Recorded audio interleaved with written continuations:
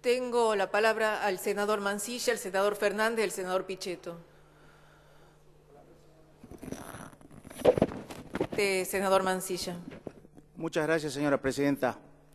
Yo la verdad que, antes que nada, quiero hacer la aclaración que ante una versión de la presencia de la gremial de la Caja Popular la semana pasada en el Senado de la Nación, ante una comunicación de un presidente de una comisión, de la Comisión de Derecho, me hubiera gustado que esté el senador Artaza, que no se encuentra acá.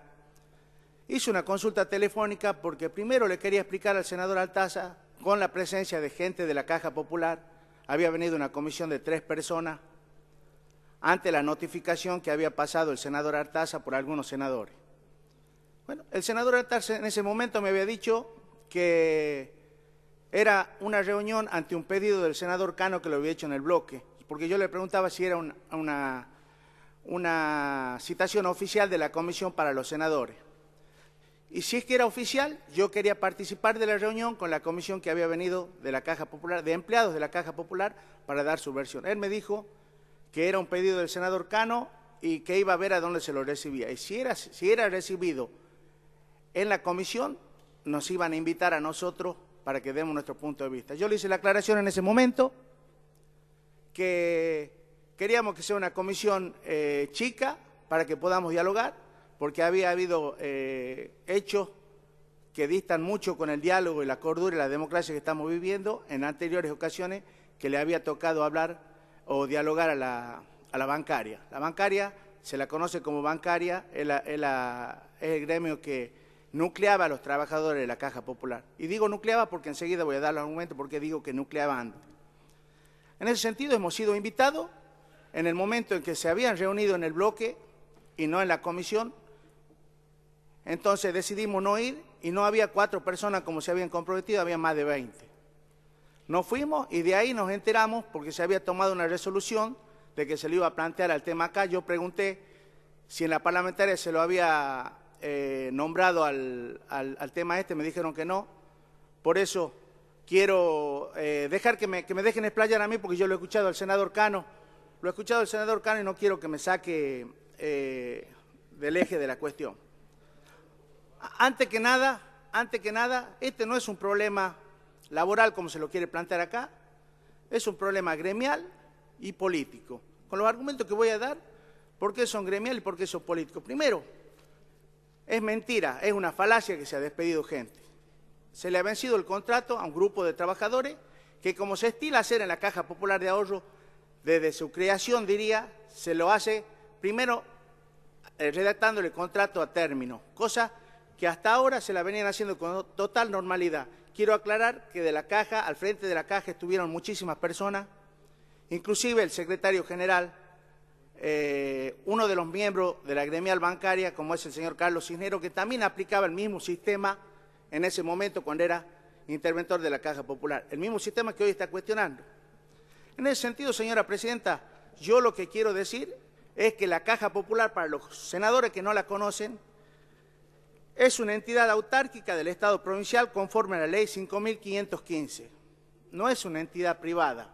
Por lo tanto, debe regirse con el Estatuto del Empleado de la Caja y del Empleado Público. En este marco existe la posibilidad que la Caja Popular contrate a término a alguno de los empleados y a su finalización de prorrogarlo o no. Con ese sentido, yo quiero hacer una comparación con los empleados que entran con nosotros al Senado. Todos los que entraran con nosotros, que tienen un contrato a término, cuando nos vamos nosotros, no quedan en la planta permanente. No quedan. Por lo menos los asesores que tenemos acá nosotros no quedan. Es de la misma forma que actúa la Caja Popular. En ese sentido, el tema laboral, a nuestro criterio, creo que no es tal cual lo está planteando en este caso el senador Cano. Por eso nosotros queremos que seamos prudentes en las actitudes que muchas veces van más allá del diálogo, de la cordura. Acá se habló de agresiones. Yo tengo acá, señora presidenta, he traído acta de los empleados de la Caja, que hay más de 70 denuncias contra la gremial y hay decisiones tomadas por la justicia que le impiden a los miembros de la Casa acercarse a 300 metros del lugar de trabajo de la gente de la Caja y de sus respectivos hogares por las agresiones que también he traído fotos que le voy a dar al secretario para que queden las palabras mías, tengan la solvencia de la documentación. Por eso quiero decir que no es un problema laboral y vamos a ahondar más en el tema gremial. Hace poco ha habido una elección nacional en la Caja Popular de Tucumán, en donde son más de 1.200 los empleados, 890, 880 han firmado un acta en donde no estaban de acuerdo porque se le habían sacado las urnas para ir a votar en el gremio de la Caja. O sea que no están de acuerdo con la conducción gremial. Inclusive, voy a dar una fecha, el 31 de julio ha sido la elección nacional y no ha votado casi el 80% de los empleados de la Caja. Y el 27 de agosto se ha vencido el mandato y se ha hecho una asamblea y una comisión normalizadora. Por eso quiero, Presidenta, no extenderme los plazos y decir que también es política, porque el secretario general de la bancaria abiertamente está apoyando a un candidato político en la provincia, que es lógico que así lo haga. Lo que no es lógico es que lo plantee justo en un pleno acto electoral, falseando la verdad, diciendo que los contratos, que no son contratos, que se dejó gente en la calle, no se dejó. Uno cuando firma un contrato sabe que tiene un tiempo de conclusión. Esos contratos han concluido y no se ha dejado nadie en la calle. Por eso, señora Presidenta, quiero agradecerle la oportunidad que me da y decir que esto no ha sido un reclamo laboral, sino ha sido un reclamo político y gremial. Muchas gracias, señor Presidente. Senador. ¿Una palabra? ¿Me permite una palabra? Yo pido un acto de responsabilidad de este Senado. Estamos frente a un hecho que tiene repercusión internacional. Estamos realmente en una situación delicada. Hace 3 horas que estamos discutiendo un montón de temas. Y hay un tema que es fundamental, que el Senado tiene que tratar hoy, que es la ley del canje, de la reapertura del canje. Yo le pido a los señores senadores, lo digo afectuosamente, es muy importante este tema, pero yo no traigo aquí al Senado los problemas de mi provincia. Hay ámbitos propios de discusión en cada uno de los estados. De la legislatura, para eso tienen que discutir todo. Entonces, yo digo, Presidenta, tengamos un acto de responsabilidad. Hace 3 horas que estamos pidiendo preferencias y estamos envueltos en un montón de temas. Cuando hay un tema que es el corazón central de un tema que es de trascendencia para la Argentina. Le pido que empecemos a debatir el tema del canje, Presidenta. Senador Cano, hoy ha sido creo que el único que ha tenido la palabra. Estoy ejerciendo mi derecho. Una aclaración. En primer lugar, que este no es un tema de injerencia en la provincia, senador. Salvo que el ministro Tomada también apoye mi candidatura. Hay una resolución del Ministerio de Trabajo que surgió de una reunión de la Comisión de Senador Peticiones. Cano, ya lo hemos escuchado. Quiero hacer una aclaración. Lo discutamos cada cosa en la provincia. Usted ha sido muy claro, se le ha permitido permanentemente que haga uso de la palabra. No ha sido tratado en la labor parlamentaria como sí los otros temas. Y es parte de lo que usted acostumbra a hacer permanentemente, denunciante serial. No, yo denuncio las cosas. Denunciante serial, senador Cano. El gobierno comete, Presidenta. Así que no haga imputaciones. Yo estoy en el uso de la palabra y voy a terminar. Yo no he hecho ninguna convocatoria. El secretario general de la Asociación Bancaria, Palazzo, a quien no conocía, se reunió con la Comisión de Peticiones de Acuerdo la semana anterior y el día miércoles de la semana pasada el senador fue invitado a que va a ir y no fue. Nosotros no convocamos a nadie. No convocamos a nadie. Senador Mancilla, nosotros, por favor, senador Mancilla. Senador Mancilla, todos sabemos la verdad y sabemos qué clase de político es el senador.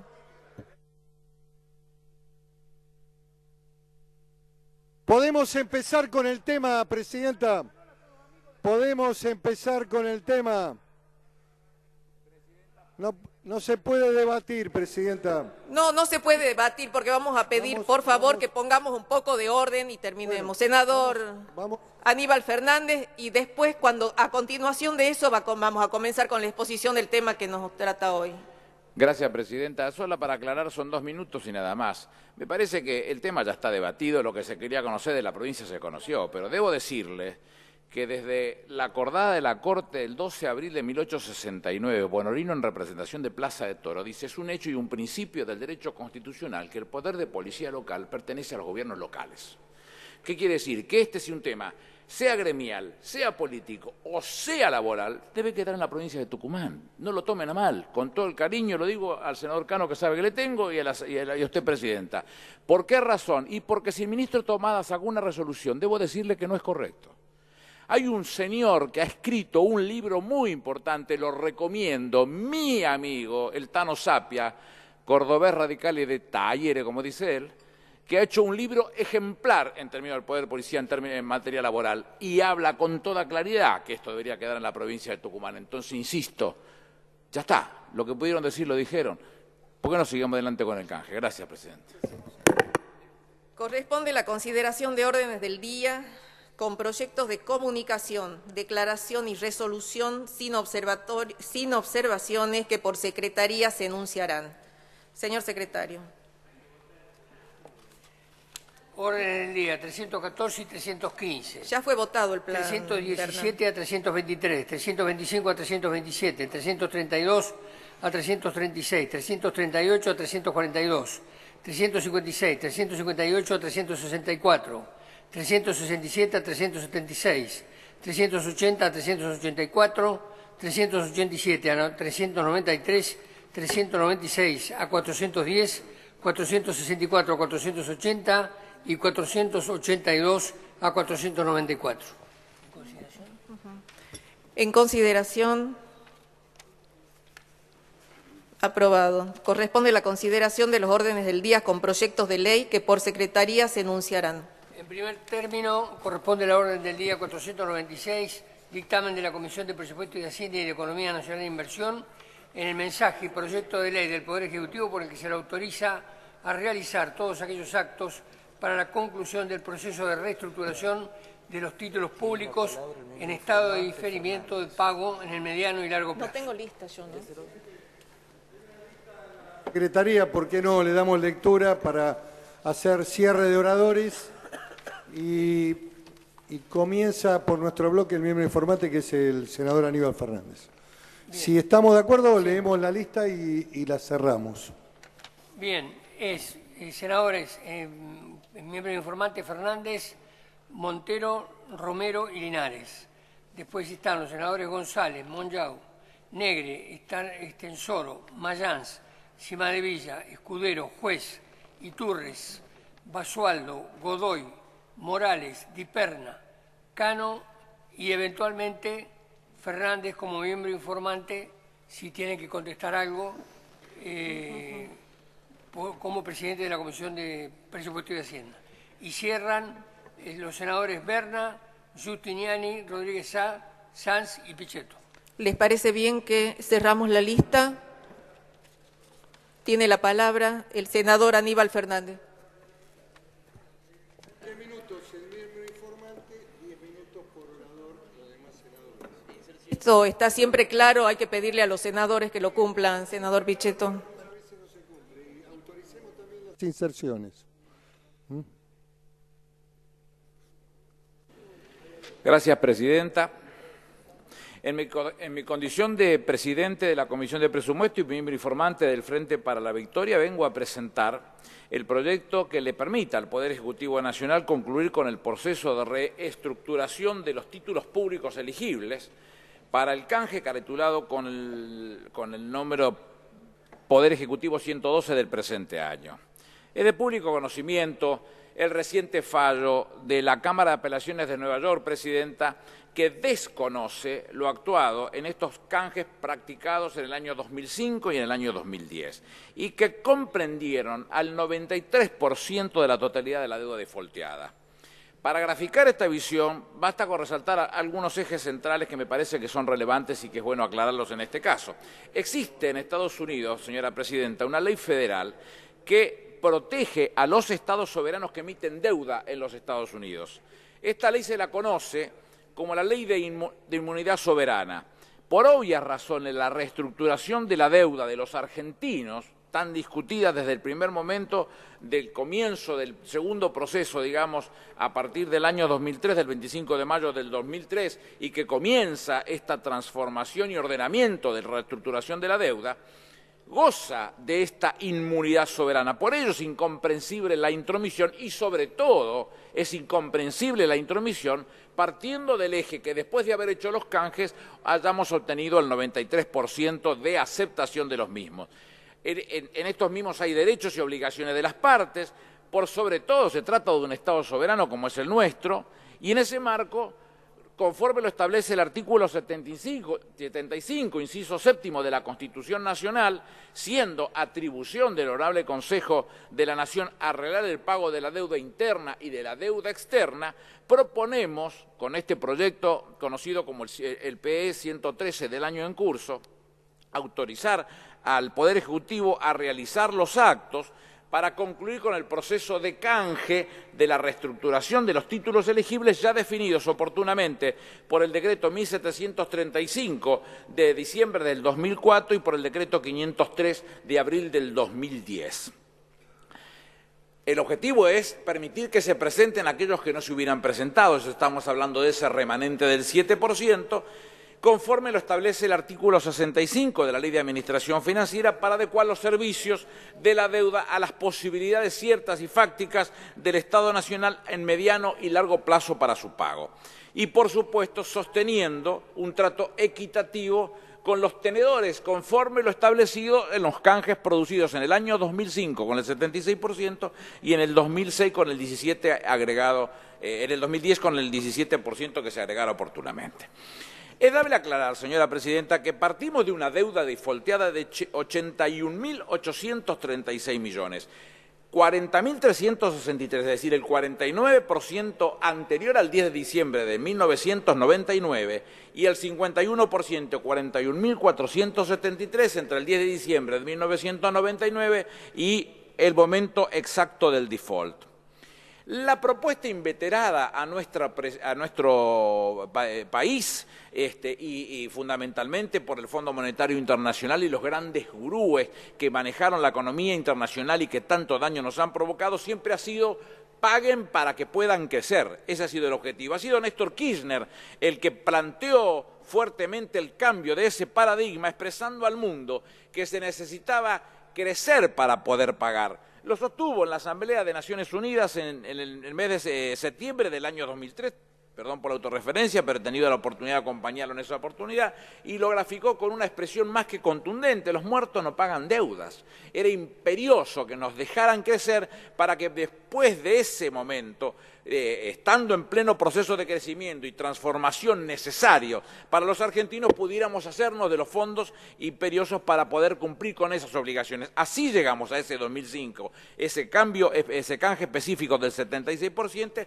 y como complemento llegamos al 2010 con la segunda apertura, completando ese 93% que hoy tenemos a la gráfica y conocidos por todos. La negociación del 2005 fue durísima, encabezada pura y exclusivamente por Néstor Kirchner, presidenta. ¿Y por qué quiero resaltar esto? Porque se suele mencionar en este recinto, y me da mucha bronca, casi le digo asco, me da mucha bronca cuando se mencionan a otros personajes que se quieren colgar de esta definición. El único que tomó la decisión y que casi violeta por la apnea de la falta de respiración llegó a la conclusión que benefició a los argentinos en una quita del 76%, se llamó Néstor Kirchner. Los que se quieren colgar de esa decisión, total está muerto y no lo puede explicar, salieron de la cama después que se firmó ese acuerdo de canje, de quita, de mejora de las tasas de interés y de la definición específica del canje del 76%. Fue una negociación muy dura, presidenta, pero se obtuvo ese porcentaje y hasta entonces Argentina pagaba tasas siderales. Mientras que el mundo pagaba el 1 o el 2% anual, nosotros pagábamos arriba del 15%. Pero va de suyo que eso tenía que conocerse, porque solo paga más el que tiene un enorme riesgo de no pagar. Esto es lo que realmente ha sucedido, y la mayoría de esos papeles caminaban por el mundo con características de papeles calificados, quiere que lo hable con un idioma más del barrio, con papeles mayoristas, que los vivos de siempre del mundo, por las enormes tasas que nuestro país pagaba, porque el riesgo también era enorme de no pagar en algún momento, se lo vendían a los jubilados. Con lo cual estamos pagando la vuelta en bote de una estructura que se desarrollaron específicamente para robarle a los pobres viejos en otros países, como sucedió específicamente en Italia, y que durante buen tiempo de discusión con el gobierno de Berlusconi para que acompañara una situación de esta característica que permitiera ordenar ese tema en el marco de los riesgos compartidos que reivindicaba el propio Néstor Kirchner. En 2010, como le decía, se vuelve a abrir con ese 17% y llegamos a ese récord del 93%. La realidad es que ese 93% no se grafica solamente en el enorme porcentaje de aceptación que de haber habido una ley de quiebra soberana de los estados, como reivindicaba en el año 2002-2003 Sam Kruger, segunda del Fondo Monetario Internacional, y que pretendía imponer a los estados las quiebras soberanas de los estados, como lo marca el Chapter 11 de la Ley de Quiebra de los Estados Unidos, el capítulo 11 de la Ley de Quiebra de los Estados Unidos, hubiese dicho más de una vez que ya estaba ordenada la definición de la deuda de los argentinos, porque en la mayoría de las leyes del mundo se requieren los 2/3 para poder aceptar la masa discutida en el marco de la quiebra, y en algunos casos muy particulares el 75%. Vaya de suyo entonces que el 93%, con 152 papeles negociados y 16 jurisdicciones, había tenido una aceptación fenomenal y tendría que haber sido reconocida como tal. Ahora bien, en el fallo de la Cámara de Apelaciones de Nueva York, jurisdicción extendida, y va de suyo que había sido extendida por cada uno de aquellos papeles que tuvieron que negociarse. Este gobierno no tomó un solo centavo de esa deuda, ni fue el que imaginó, pergenió o desarrolló la estructura de un papel determinado para que pudiera llevarse a la práctica esta deuda. Tomó la Cámara de Apelaciones prácticamente una definición de libro que esbozó el Financial Times diciendo que éramos un deudor recalcitrante. La realidad, Presidenta, que este tipo de cosas no solamente ofenden a un país que ha salido de una situación pésima, una situación provocada en la mayoría de los casos por la crisis del petróleo, la OPEP, el préstamo fácil, la crisis de petróleo y todo lo que todos conocemos, y en la Argentina, agreguémoslo, con la inmundicia de ese proceso cívico-militar donde los militares hicieron el trabajo sucio para que los cívicos o los civiles, que fueron los autores intelectuales, se llenaran los bolsillos de dinero, fueron los que provocaron un espacio de esa característica y que nos llevó a una situación no deseada que nos impone esa situación de deudor recalcitrante. Pero no es el gobierno de Néstor Kirchner el que asumió o que se hizo responsable de crear un Estado de esa característica. Un poco todos tenemos culpa de ese tema. Lo que había que hacer era ponerlo en caja, y se pone en caja. Y comienza esa discusión. Tan cierta es que entre el 2003 y el 2012 se pagaron 173.733 millones de dólares, 41.000 dentro del propio sector público, 81.400 en el sector privado, extranjero nacional, en dólares, tenedores de bono, y 51.200 a los organismos multilaterales de crédito, Fondo Monetario Internacional, Banco Mundial, Banco Interamericano de Desarrollo, la Corporación Andina de Fomento. Jamás hemos dejado de pagar un solo centavo. Lo hicimos con recursos genuinos y tuvimos desde el primer momento vedado el acceso al mercado de capitales. Siempre desde el primer momento. ¿En qué estructura entonces nos basamos? ¿De dónde partimos para definir esa nueva posición que debíamos tener? Y teníamos una deuda del 166% del Producto Bruto Interno y hoy no llegamos a tener esa deuda externa al 10% del Producto Bruto Interno, que si le agregamos el pago del 12 de septiembre del Bonar 7, por 2.000 millones contado, vamos a estar llegando tan solo al 8,3% del Producto Bruto Interno, del 166% a 8,3% del Producto Bruto Interno. Quiere decir entonces que con esa aceptación del año 2005 y más el porcentaje de 17% que se agrega entre el 2005 y el 2010, el cumplimiento irrestricto de los pagos de nuestra deuda por qué o por quiénes estamos siendo demandados, es la hora de mirar de una vez por todas para que nos demos cuenta si el esfuerzo que se hizo fue tan grande y concluyente. Tenemos quien nos estén demandando en este punto. Bueno, ¿quiénes nos están demandando?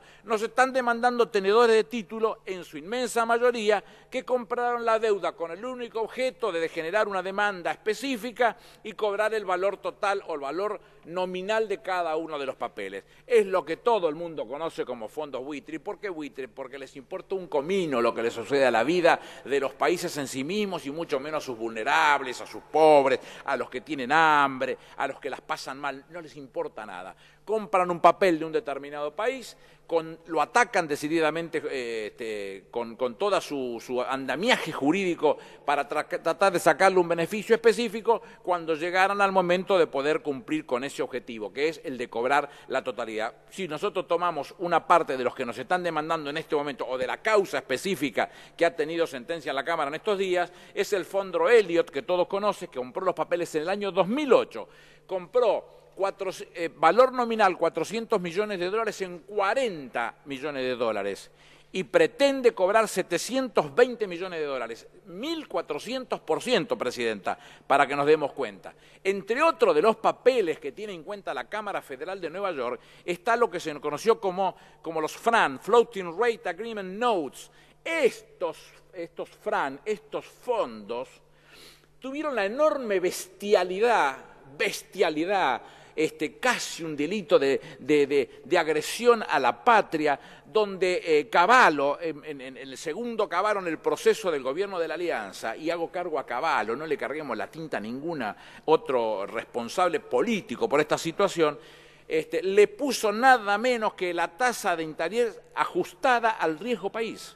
Ajustada al riesgo país. El cupón de ese título que nunca se pagó tendría que haber dado entre el 3.000 y el 5.000%. Estamos hablando de 30 veces, por lo menos, haberlo pagado lo que correspondía. Un despropósito, y la Cámara lo contempla en su fallo. Reitero, la aceptación del 93% y ese 7% que no acordó, es imperioso que nosotros demos la oportunidad, a partir de la apertura del cerrojo, como se dice en la jerga, con la definición de la ley 26017, que permita abrir esa ley y dejar abierto sine die y produciendo una modificación. El proyecto original dice que será el Poder Ejecutivo el que podrá cerrar la apertura del canje, y nosotros vamos a modificarlo, y lo estoy proponiendo en este momento, para que sea este Congreso el que decida eventualmente el que va a producir el cierre del canje. Le ruego a la señora Presidenta que por Secretaría se tome nota de esta modificación que estamos introduciendo en este momento, y aclaremos que quienes están produciendo la colisión, la demanda contra la República Argentina es específicamente el 0.45 de la totalidad de aquellos 81.436 millones de dólares defaulteados a fines del año 2001. El proyecto de ley en tratamiento no tiene otro objeto, Presidenta. Creo que lo hemos discutido en la reunión de comisión y que ha sido más que gráfico, lo analizado por todos. Estuvo el ministro de Economía, estuvo el secretario de Política Económica y el secretario de Finanzas, y se ha tratado de debatir y de discutir cada uno de los pasos que generaron este proceso. Partimos de una base de una deuda que no se podía pagar de ninguna manera, y esos 81.436 millones hubo que tratar de recorrer el mundo para llegar a la mayoría de ellos y convencer que había una propuesta que podía ser transformadora, y en ese marco de transformación dejar crecer el país para que el país empiece a pagar. Y el país viene pagando sin retrasarse un solo día, sin dejar de pagar un solo centavo, cumpliendo estratégicamente con todo lo que corresponde para comprender la totalidad de la masa, y que nos permita, en este marco de la apertura de la ley, ofrecerle a ese 7%, sin fecha específica de cierre, la posibilidad de que pueda incorporarse con las mismas características, con las mismas condiciones que el resto de los acreedores se incorporaron en el año 2005 y en el año 2010. Hay quienes dicen, habría que derogarla esta ley. Sí, es una posibilidad. Se abren puertas a que se discutan acciones específicas que determinados artículos protegen y que podrían significar que pareciera que hay condiciones diferentes o especiales o particulares respecto de lo que se le concedió oportunamente a los que canjearon en el 2005 y en el 2010. Por eso nosotros preferimos dejar la ley, suspender sine die la apertura del canje y que sea este Congreso el que eventualmente, en el momento que lo entienda oportuno y conveniente, lleve a la práctica el cierre específico de este canje. Creemos, Presidenta, que estamos por un buen camino. El fallo es lo que es. Las discusiones respecto de lo semántico, de las expresiones de lo político, poco tienen que ver con las decisiones de la justicia, oportunamente lo discutiremos, y creemos que estamos en el camino correcto para poder cumplir con lo necesario, para poder cerrar en forma definitiva ese canje de todos estos documentos, estos bonos, estos documentos elegibles, ya definidos por los dos decretos que le he mencionado, y que entendemos estamos en la condición necesaria como para abrirlos y dar por cerrado en las mejores formas la totalidad de aquellos papeles que todavía están comprendidos en la deuda y que tienen que formar parte de esta reestructuración para solución definitiva del problema. Gracias. Gracias, senador. Senadora Montero. Gracias, señora presidenta. Bueno, en principio quiero realmente destacar que en toda esta primera parte de la jornada de hoy, de la sesión de hoy, hay algo que rescató el senador Pichetto, más allá de la gravedad de los temas, y que también lo rescata porque fueron temas relevantes los que se trataron acá. Y fueron temas que hacen a nuestro rol en el Congreso de la Nación. Y la verdad que en algún momento el senador Pichetto dijo que esto se trata de políticas de Estado. Y celebro que en algunos de los temas que se trataron anteriormente, como el movimiento de fuerza, gendarmería, lo que planteó la senadora Norma Morandini, se haya dado la posibilidad de la apertura de debates en comisiones que muchas veces están cancelados y que nosotros estamos permanentemente reclamando a este Congreso la necesidad de no cancelar ningún tipo de debate y de no autoproscribirnos a nosotros como senadores de la Nación.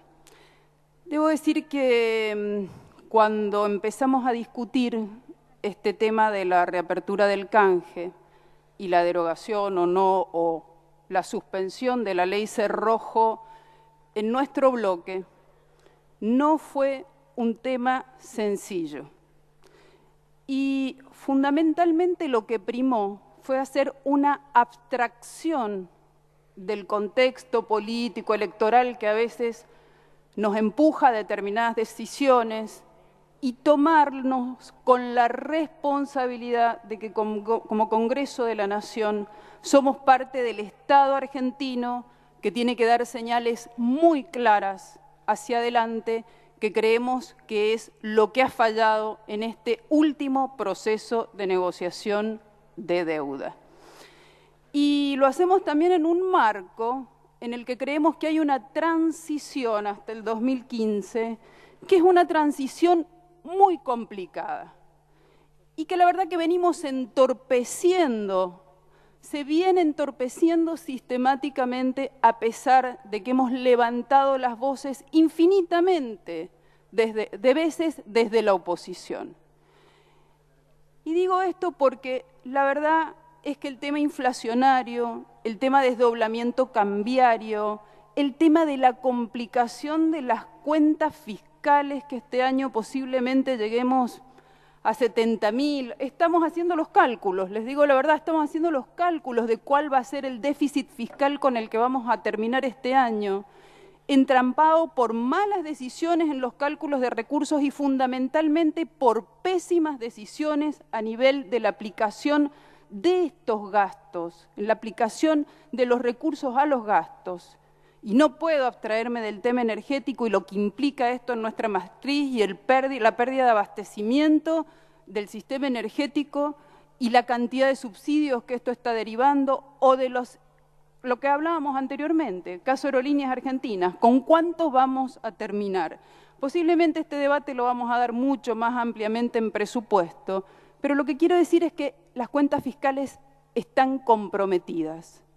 Y además tenemos un pésimo desempeño a nivel internacional. Venimos deteriorando sistemáticamente nuestra relación con nuestros vecinos y nuestra relación con el mundo.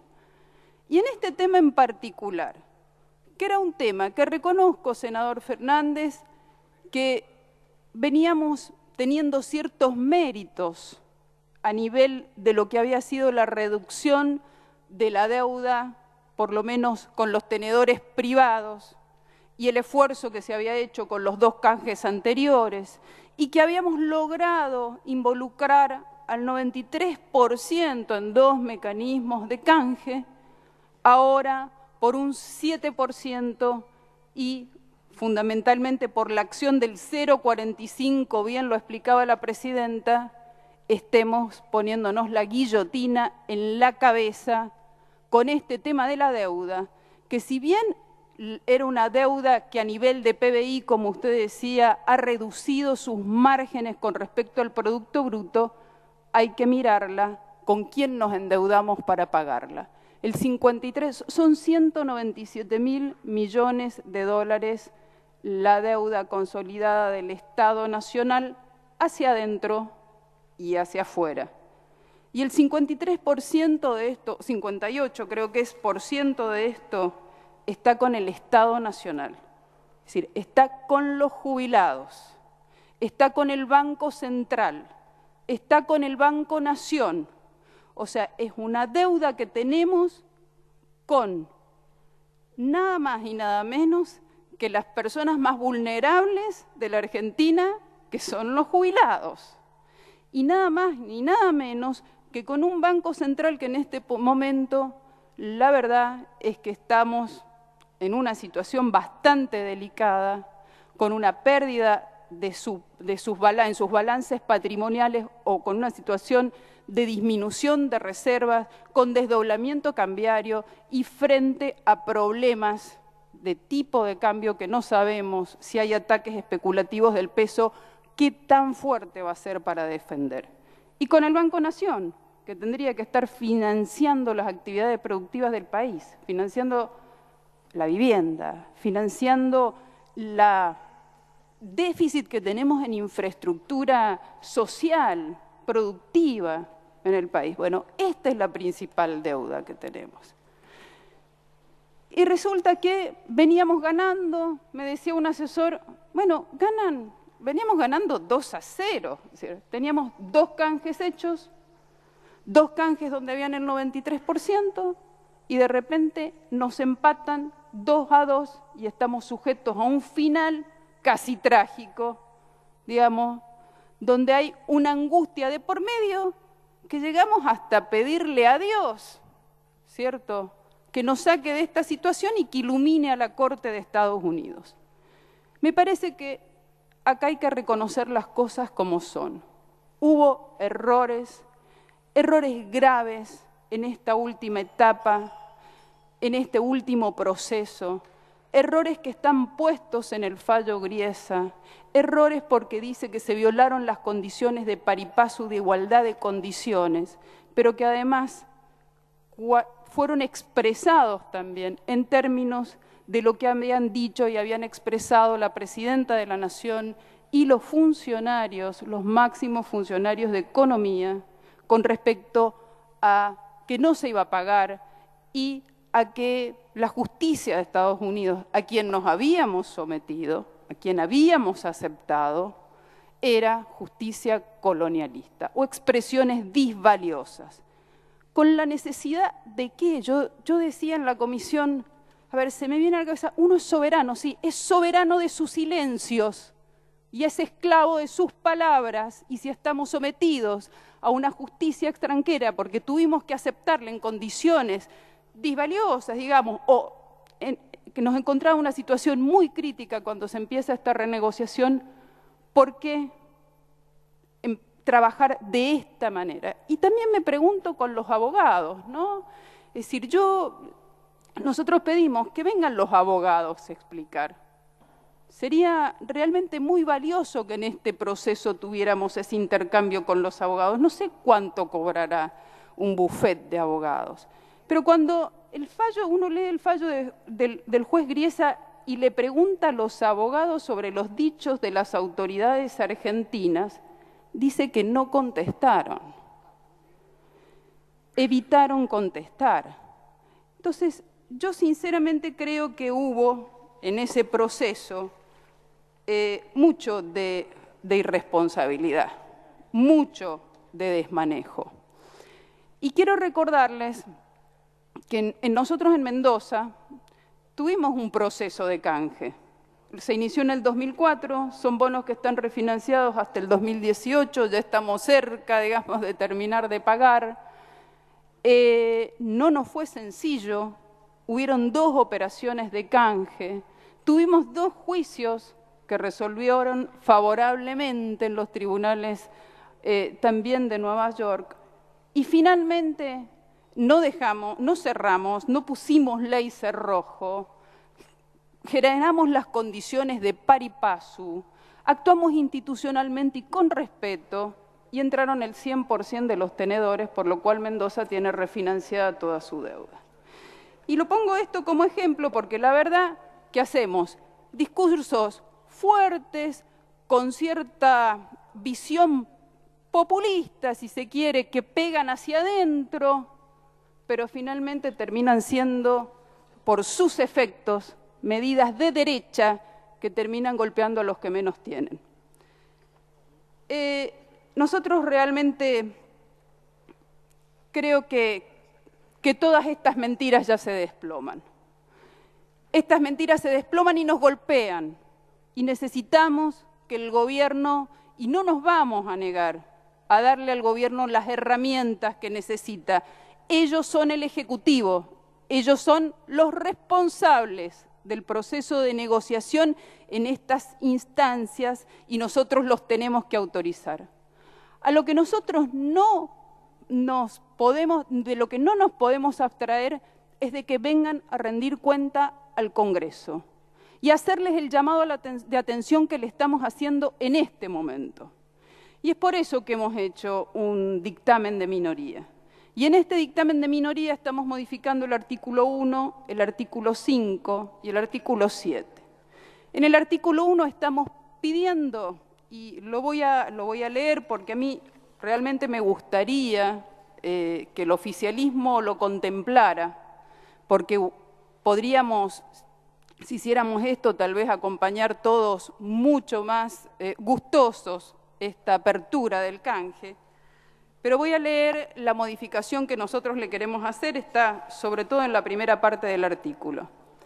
Autorícese al Poder Ejecutivo Nacional, a través del Ministerio de Economía y Finanzas Públicas, a realizar aquellos actos que resultaren pertinentes, bajo el control del Honorable Congreso de la Nación, en conformidad con lo dispuesto por el artículo 75, inciso 7 y concordantes de la Constitución Nacional, a fin de concluir el proceso de reestructuración, y ahí retoma lo que el artículo mandado por el proyecto del Poder Ejecutivo. En el 5 estamos pidiendo que el Ministerio de Economía y Finanzas Públicas informará trimestralmente al Honorable Congreso de la Nación, a través de las comisiones de Presupuesto y Hacienda de ambas cámaras, de Economía Nacional e Inversión del Senado y Finanzas de la Cámara de Diputados, los resultados de lo dispuesto de la presente ley, con el avance de las tratativas y acuerdos a los que se arribe durante el proceso de negociación. Y una vez finalizado el mismo, deberá remitir un informe sobre los efectos del canje y los nuevos niveles de deuda y reducción del mismo. Y en el 7, creemos que realmente hay que derogar la ley Cerrojo, la ley 26017. Particularmente a mí me tocó estar en diputados cuando hicimos la suspensión de la ley Cerrojo para el canje del 2010.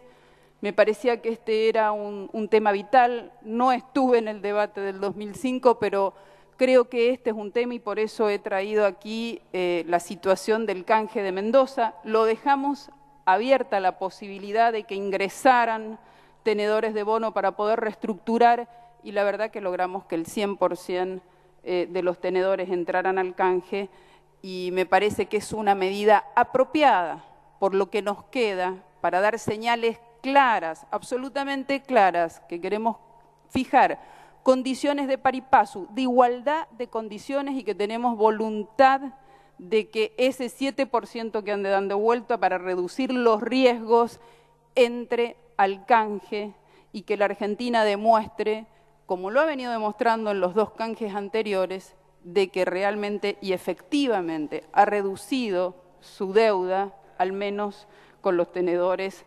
de bonos del sector externo. Me parece, ya para terminar, nosotros cuando hicimos el debate del Fondo de Desendeudamiento, y también lo hemos planteado cuando hemos hecho los debates de presupuesto, nosotros dijimos en aquel momento, miren, nos queremos desendeudar, los acompañamos con la visión del desendeudamiento, nos parece muy importante el desendeudamiento. Nos parece importante también que si el país tiene que salir a pagar tasas muy altas en este momento por las condiciones particulares en las que está la Argentina, use reservas, prudencialmente use reservas, no que agote las reservas, que las use prudencialmente. Es más, pusimos una fórmula para esto. Pero también les dijimos en aquel momento, por favor, reconsideren el tema de inflación, reconsideren el tema del INDEC, reconsideren los temas que nos den fortaleza como país para que podamos ser vistos como países competitivos, reconsideren la situación de insertarnos en el mundo en un momento en que las tasas estaban bajísimas y siguen estando. De hecho, nuestros vecinos, Bolivia hace poco se ha endeudado al 4%. Resulta que no hicimos nada de eso. O sea, negamos la inflación, seguimos usando las reservas, nos parece que esto es realmente mucho más nacional, usar las reservas, y yo digo con qué connotaciones en lo social, ¿no? Con qué connotaciones y con qué riesgos ahora en este proceso de transición. Y llegamos a estar como estamos. Me parece sensato entonces volver a pedirle al Ejecutivo que las mentiras se desploman y se nos vienen encima, que van a tener nuestro apoyo en esta, digamos, por lo menos en lo general, porque hemos hecho un dictamen propio, vamos a apoyar en lo general, pero queremos discutir en particular y queremos que de aquí en más se rinda cuenta al Congreso de la Nación. Y con esto termino diciendo que la responsabilidad de terminar bien esta situación y que de ese 0,45% no nos ponga la guillotina es de ustedes, pero hay que tener visión sistémica. O sea, no es solo ese 0,45%. Es todo lo que no hacemos para adentro, lo que nos provoca un daño autoinfligido innecesario, cuando todavía hay muchos déficits sociales y económicos en la República Argentina. Muchas gracias.